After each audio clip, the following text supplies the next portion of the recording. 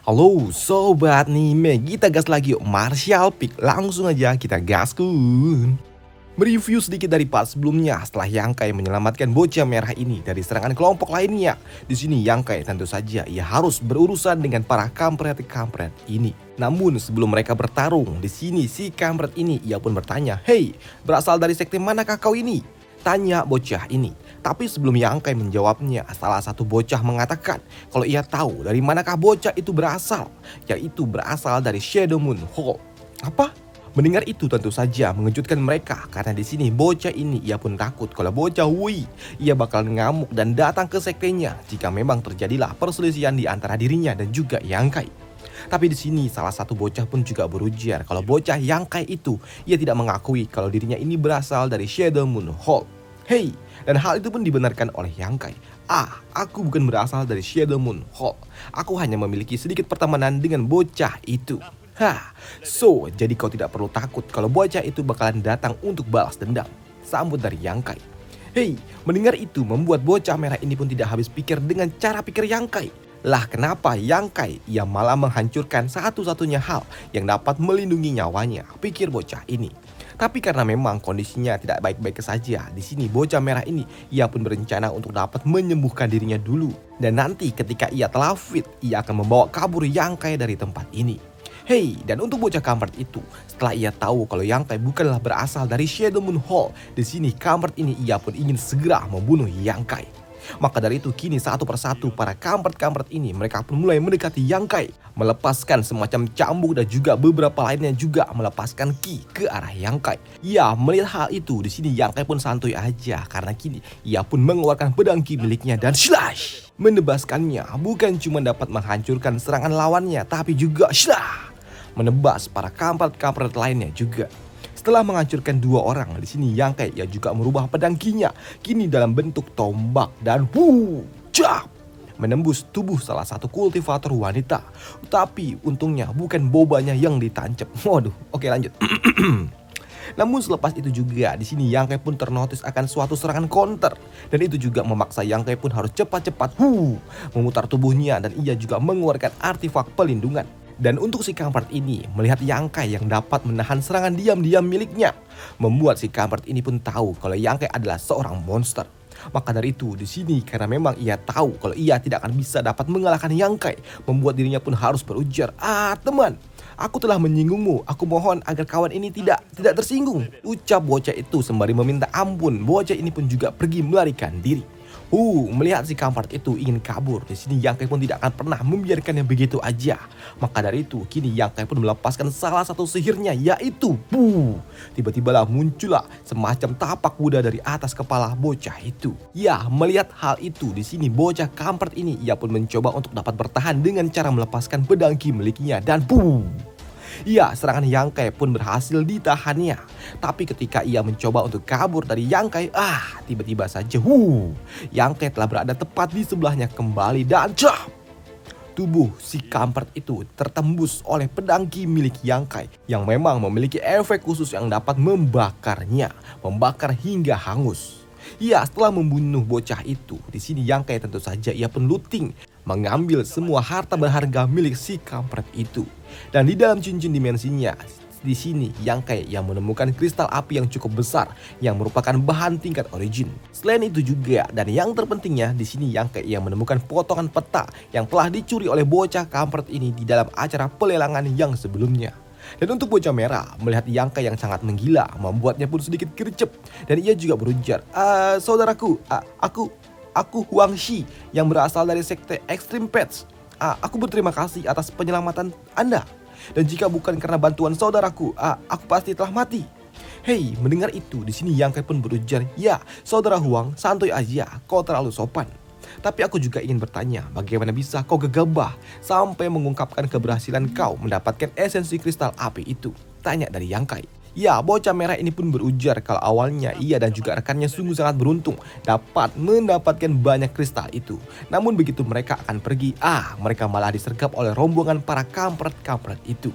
Dan karena mereka juga tidak ingin menyerahkan kristal itu pun berakhir dengan cara matinya salah satu rekannya itu.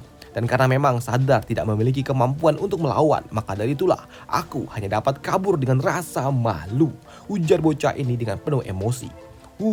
Setelahnya bocah ini pun juga bertanya siapakah orang yang telah menyelamatkannya ini. Iya, aku adalah Yang Kai. Tapi uniknya setelah mendengar nama Yang Kai, bocah ini pun sedikit syok. Namun ketika Yang Kai bertanya, kenapa? Why? Tidak, bukan apa-apa. Dan setelah perkenalan itu juga, kini Yang Kai pun berpisah dengan bocah merah itu. Dan untuk bocah ini, dia pun yakin kalau Yang Kai pasti berasal dari tempat itu. Itu apa ya? Ya nggak tahu karena memang belum dibahas. Oke, lanjut. Dan untuk Yang Kai sendiri, ia pun terus berjalan tanpa sadar kalau ternyata saat ini ia telah berada di kerumunan banyak orang yang memang sedang asik berbisik-bisik ketika mereka melihat Yang Kai. Karena memang Yang Kai hanya ada di ranah Saiyan King tingkat 1, tapi sampai ke tempat ini, di tempat area harta. Bahkan salah satu orang juga ada yang cukup khawatir dengan Yang Kai dan ia meminta agar Yang Kai kembali aja. Tapi di sini Yang Kai mah bodoh amat karena ia ternyata telah berada di area harta. Maka dari itu ia harus meluting. Karena memang telah sampai di area harta, kini Yang Kai pun memeriksa area sekitar dengan menggunakan kesadaran ilahinya. Tapi ternyata ia tidak menemukan apapun, tidak menemukan benda yang spesial dan itu sedikit mengecewakan. Tapi tiba-tiba saja Yang Kai ia pun mencium atau menghirup aroma manis dan ia juga tahu kalau ini adalah aroma dari rumput sutra zamrud. Maka dari itu di sini Yang Kai ia pun langsung melesat dengan sangat cepat. Ya, pada akhirnya Yang Kai ia pun terus mengikuti dari bau itu yang pada akhirnya menggiring Yang Kai untuk pergi menuju sebuah mulut gua.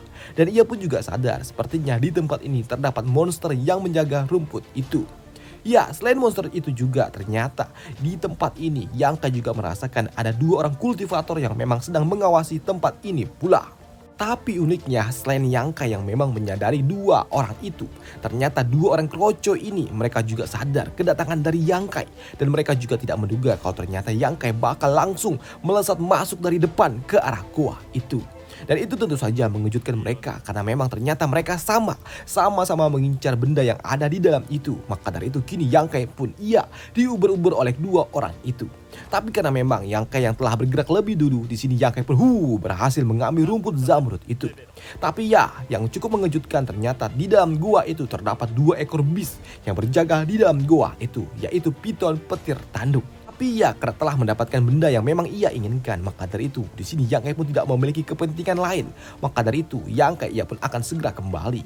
Tapi tiba-tiba saja di belakang tubuhnya terdapatlah suatu serangan yang datang ke arah dirinya dan serangan itu pun berhasil mengenai salah seekor monster. Dan itu tentu saja mengejutkan 2 bocah itu yang ternyata ia telah salah sasaran. Sial, bocah itu menghindar. Dan untuk monster ular itu setelah ia terkena serangan, ia pun melakukan balas dendam dan membunuh salah satu bocah yang memang menyerangnya itu. Dan untuk bocah lainnya lagi, mendapatkan rekannya mati membuatnya sungguh sangat kesal. Tapi karena ia tahu kalau di sini ia tidak memiliki kemampuan untuk dapat melawan, maka dari itu ia memutuskan untuk kabur. Begitu juga dengan Yang Kai, dan kini fokus utama Yang Kai adalah menghentikan bocah itu. Karena ia tahu ini pasti akan merepotkan kalau bocah itu sampai menyebarkan berita tentang apa yang terjadi di tempat ini kepada rekan-rekannya yang lainnya. Maka dari itu Yang Kai ia pun harus membungkam mulut bocah itu. Tapi di sini Yang Kai juga harus kabur dari monster-monster ular yang memang udah mulai agresif. Dan karena memang tidak memiliki kepentingan lain di tempat ini, di sini Yang Kai pun memutuskan untuk pergi meninggalkan tempat ini tanpa memperdulikan 2 monster gila itu. Sedangkan di tempat lain saat ini bocah kuning ini masih menyalahkan Yang Kai atas tewasnya rekannya itu. Dan ia juga berniat akan memberitahukan hal ini kepada rekan-rekannya yang lain melalui alat komunikasi yang ia bawa. Tapi di sini ia pun sungguh sangat terkejut ketika ia melihat ke arah atas. Karena kini tiba-tiba saja muncullah teknik tapak kuda langsung datang ke arah dirinya dan beruntung serangan pertama itu dapat dihindarinya. Siapa yang melakukan ini dan kenapa kau menyerangku? Pikir bocah ini setelah ia selamat dari serangan pertama itu. Tapi tak membutuhkan waktu lama, tiba-tiba saja bocah kuning itu pun terbakar. Dan yang melakukan itu jelas itu adalah ulah dari Yang Kai. Setelah membantai bocah kuning itu, Yang Kai yang sedang menjarah harta milik bocah itu, Doi pun mendengar atau mendapatkan panggilan dari alat komunikasi milik si bocah kuning, di mana suara itu pun meminta agar mereka semua berkumpul. Karena memang salah satu rekan dari si kampret itu menemukan area harta lainnya, yaitu air ilahi pembersih jiwa. Hei, mendengar itu membuat Yangkai pun berpikir dan sedikit ternotis karena ia pernah membaca tentang harta itu dari salah satu buku milik Patua Zhang Ao. Air pembersih jiwa itu adalah kolam air yang memang terbentuk dari energi dunia yang melimpah dan memiliki 3 syarat khusus untuk dapat terbentuk dari wilayah, tumbal, dan juga pergabungan atau penggabungan. Waduh, yaitu wilayah khusus seperti tempat yang ada nadi bumi di dalamnya ataupun mata air, dan tumbal khusus ia harus menggunakan tumbal seorang kultivator yang ada di ranah Origin King, dan juga penggabungan yaitu 2 tempat itu dan juga master yang ada di ranah Origin King itu mati di tempat itu. Waduh, maka terbentuklah air suci itu. Maka dari itulah di sini Yangkai pun ia memutuskan untuk mengikuti arah dari alat komunikasi ini, dan itu juga membawa Yangkai ke sebuah gua yang ada di dekat gunung. Dan di tempat ini juga Yangkai pun bertemu dengan seseorang atau sekumpulan orang yang memang tidak ia kenal. Dan orang itu adalah kelompok dari tuan muda ini. Dan untuk kelompok ini juga mereka pun tidak peduli dengan Yangkai yang memang hanya ada di ranah Shen King tingkat 1. Mereka pun juga meninggalkan Yangkai begitu aja dan masuk ke dalam gua. Dan itu juga membuat Yangkai pun yang melihatnya, ia pun juga memutuskan untuk ikut masuk ke dalam gua itu. Dan di tempat ini Yangkai pun juga melihat banyak sekali orang. Namun dari semua itu hanya ada satu orang yang memang menotis Yangkai, yaitu bocah ini. Karena ia memang memiliki aura yang berbeda walaupun ia cuman ada di ranah Shen King tingkat 3. Namun hal itu pun juga disadari oleh bocah lainnya pula karena memang ia sungguh sangat terkejut dengan adanya bocah yang mencurigakan itu. Dan untuk semua orang yang ada di tempat ini, mereka semua pun datang ke tempat ini karena memang dengan satu tujuan yang sama, yaitu kolam suci itu, yaitu kolam suci pembersih jiwa. Namun Yangkai yang melihatnya, ia pun sedikit heran karena apa? Kenapa ini cukup berbeda dengan apa yang ia baca dari buku-buku milik Pak Tua Zhang Ao. Namun untuk para kampret-kampret lainnya, mereka semua tidak peduli dengan penampilan dari kolam suci ini yang berbeda dengan bentuk aslinya. Dan di tempat ini juga selain terdapat kolam suci itu, terdapat juga mayat seorang pria. Dan Yangkai pun juga menduga kalau orang itu adalah master yang ada di ranah Origin King. Dan orang itulah yang telah membuat kolam suci ini dapat terbentuk. Namun di sisi lain, karena memang berita kolam suci ini juga telah menyebar, kini mulailah banyak sekali orang-orang berdatangan. Dan itu juga membuat bocah kampret ini cukup kesal. Sial, banyak sekali sih orang baru yang datang. Jika saja aku mencoba untuk memonopolinya, aku pasti tidak akan bisa menahan amarah publik. Maka dari itu, daripada aku harus menunda lebih lama lagi dan akan memancing orang lebih banyak lagi. Di sini bocah kampret ini, ia pun mau tidak mau ia harus segera membuka kolam suci itu. Dan untuk mengantisipasi kemarahan publik, maka dari itu bocah ini ia akan membagi kolam ini menjadi beberapa bagian. Dan jelas, Yangkai yang paling kroco ia tidak akan mendapatkan bagian dari kolam suci itu. Tapi di sini Yangkai memang bodoh amat karena Yangkai tahu mereka yang belum membukanya tapi telah mencoba untuk membaginya. Ini cukup sangat aneh. Dan aku juga yakin pasti nanti akan ada kekacauan dan aku akan mengambil kesempatan dari kekacauan itu, pikir dari Yangkai. Dan benar saja, kini setelah membagi-bagi, si bocah kampret ini ia pun mulai duar. Para kampret-kampret yang ada di tempat ini mulai mencoba untuk dapat menghancurkan tembok penghalang kolam suci itu. Dan di sini Yangkai pun juga berpikir jika ia tidak ikut membantu menghancurkan penghalang, ini akan menjadikan alasan bagi mereka untuk dapat mengusirku. Maka dari itu kini Yangkai pun mencoba untuk menghancurkan penghalang kolam suci itu pula. Namun melihat Yangkai yang mencoba untuk ikut membantu, membuat gadis blonde ini berujar kalau Yangkai tidak perlu melakukannya karena ini hanya akan membuang-buang waktu milik Yangkai. Namun tak lama setelahnya, kini penghalang itu pun akhirnya retak dan meledak.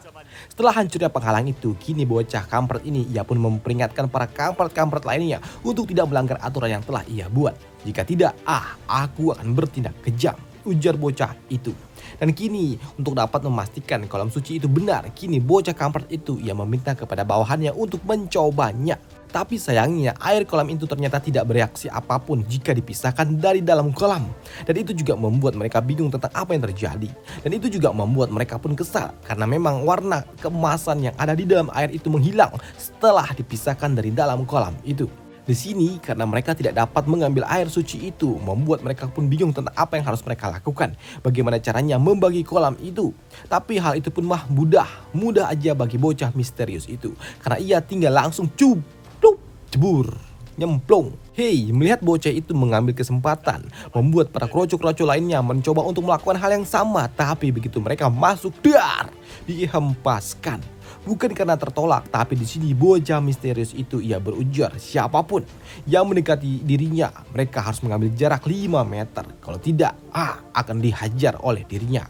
Hei, melihat bocah itu dapat menghempaskan para kroco-kroco dengan sangat mudah, membuat kedua bocah ini termasuk Yangkai kagum dengan kekuatan dari bocah itu.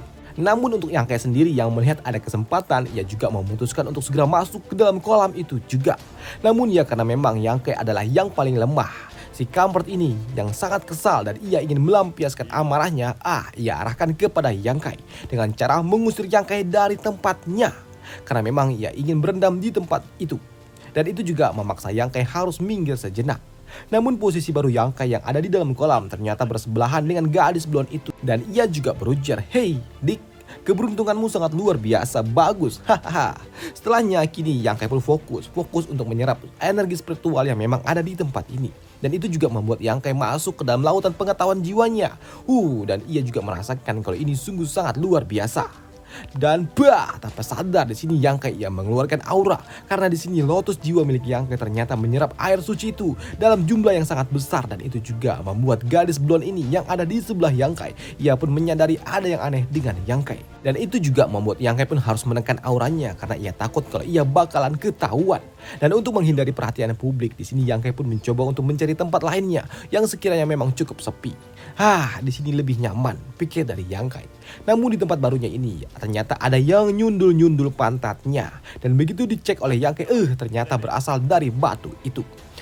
Batu apa ini? Terasa sangat hangat. Namun begitu disentuh oleh Yangkai, Yangkai pun merasakan ada energi spiritual yang sangat aneh. Dan itu juga membuat Yangkai pun harus membakarnya dengan api iblis miliknya. Tiba-tiba saja muncullah sesuatu yang keluar dari dalam batu itu. Namun karena memang Yangkai tidak tahu apa itu, di sini Yangkai mah bodoh amat dan ia juga memutuskan untuk dapat menyimpan batu ini dulu. Benda ini cukup aneh. Aku akan menyimpannya dulu untuk sementara waktu, ujar dari Yangkai. Namun untuk di kolam ini sendiri saat ini ternyata, bocah misterius itu ia menyerap begitu banyak energi yang ada di dalam kolam. Dan itu juga membuat dirinya menjadi perhatian semua orang. Dan itu juga membuat bocah ini pun cukup kesal. Dia kesal karena ia hanya dapat menyerap sedikit manfaat dari kolam itu. Dan bocah ternyata dapat menyerap banyak sekali energi spiritual. Dan Yangkai yang melihat perhatian semua orang tertuju kepada bocah misterius itu, membuatnya pun harus memaksimalkan semua, menyerap semua efek air yang ada di tempat ini. Maka dari itu di sini Yangkai pun menyerap semuanya ke dalam masuk ke dalam lotus jiwa miliknya. Dan itu juga membuat kolam ini yang ada di tempat ini yang awalnya berwarna kuning mulai dapat memudar. Dan itu juga membuat para kampret-kampret ini pun cukup kesal. Dan itu juga membuatnya menuduh kalau ini semua pasti ulah bocah itu. Ya, walaupun mereka semua kesal dengan bocah itu, tapi di sini mereka pun sadar kalau mereka bukanlah lawan yang dapat mengalahkan bocah itu. Namun untuk bocah misterius itu ternyata ia tidak peduli dengan sekitarnya. Dan di sini merasa telah cukup untuk dapat dirinya menyerap manfaat dari kolam suci ini. Ia pun memutuskan untuk pergi dari tempat ini. Dan itu juga membuat si kampret ini pun tidak dapat melawannya. Dan ia hanya dapat pasrah dan ia juga akan mengambil sisa dari air kolam ini yang ada di tempat ini hanya untuk sektenya aja. Dan untuk Yangkai yang melihat ada kesempatan, maka dari itu kabur. Yangkai pun kabur. Dan Yangkai juga berujar, jelas bocah itu menatap diriku dan ia pasti akan melampiaskan amarahnya kepada diriku. Aku masih belum mau berurusan dengan pasukan besar, pikir dari Yangkai. Dan benar saja apa yang dipikirkan oleh Yangkai ternyata benar dirasakan oleh bocah kampret ini. Kau beruntung bisa kabur kali ini, ujar si kampret ini pula. Selepas itu juga kini di kelompok sekte Flowing Cloud, ternyata ada seorang murid yang tiba-tiba saja tersenyum gila dan tanpa ampun tiba-tiba saja ia membunuh rekannya sendiri. Dan itu tentu saja membuat murid-murid dari sekte Flowing Cloud ini cukup bingung tentang apa yang terjadi. Karena di sini salah satu rekan mereka tiba-tiba saja menggila dan juga membantai mereka semua. Dan ternyata orang itu telah kesurupan atau tubuhnya telah dirasuki oleh master yang ada di ranah Origin King. Dan setelah berhasil mengambil alih tubuh orang ini, master ini ia pun memutuskan untuk kembali masuk ke dalam kolam suci itu untuk dapat mengambil semua harta-harta yang memang ia miliki. Namun dari semua harta yang ia miliki, ia dapat menemukan semuanya karena memang semua harta miliknya disimpan di dalam satu cincin ruang miliknya. Tapi di sini sosok baru itu ia juga menyayangkan karena memang ia ingin sekali mengambil alih tubuh Yang Kai, tapi ia juga merasakan kalau ada api iblis yang membakar jiwanya ketika ia mencoba untuk mengambil tubuh Yang Kai. Waduh, tapi penyesalannya bukanlah itu karena memang di sini harta karun miliknya ternyata telah dicomot oleh Yang Kai. Sial, batu itu telah diambil oleh bocah itu. Kalau begitu apakah aku harus mengulang kultivasiku lagi selama 1000 tahun? Maka dari itu aku harus membunuh bocah itu. Wah, cuh. Pasti ada yang mengutukku nih, sabut dari Yang Kai. Dan selesailah alur cerita dari Martial Peak di sini dulu dan sampai jumpa di video selanjutnya. Bye.